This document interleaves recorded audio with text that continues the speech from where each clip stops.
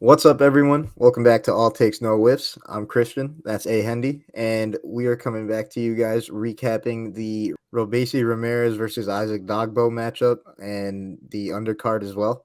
But before mentioning those guys, as far as the main event, I really like this matchup. I think Alex was pretty spot on with his advantage that with Robesi's advantage that he had over Dogboe. That reach definitely played a major factor. Dogboe just looked like he couldn't really get anything started, and honestly, with Robeisy, I was expecting something a little more exciting, but in general, I feel like this was a good performance overall. I think even though Dogboe lost, he could still, have his name in some potential matchups, maybe some tune-up fights for some high-level fighters, or he can work his way back where he was trying to get to. But I really liked what I saw from Ramirez overall, even though it wasn't the most entertaining I've seen him fight.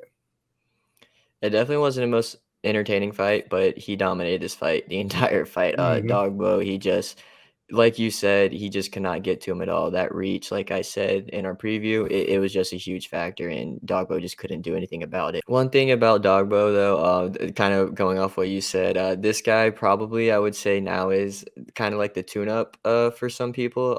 I really don't see him getting back into title contention. I would love to see it, honestly. I think he's got the drive for it and the passion. But this is all this guy does, and I want to see him get back to the top. Maybe he can get back there one day, but right now I think he's got a little work to do. And there's some guys in this division too that are couple of levels above him.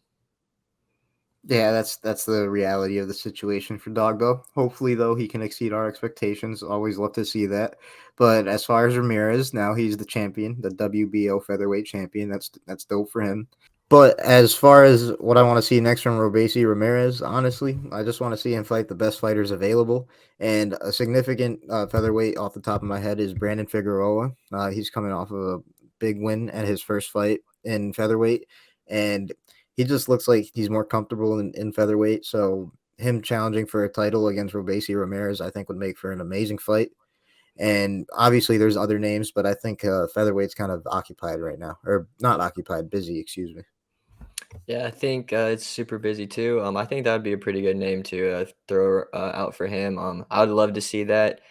I think Figueroa has the advantage over him, slightly right now. That's just my opinion though, but I think that would make for a really good fight, maybe later on this year.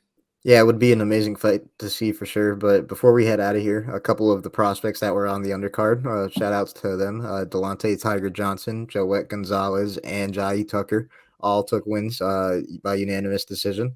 And yeah, I'm just really excited to see what's next for them. And as they progress in their career, hopefully we see them on the big stage at some point.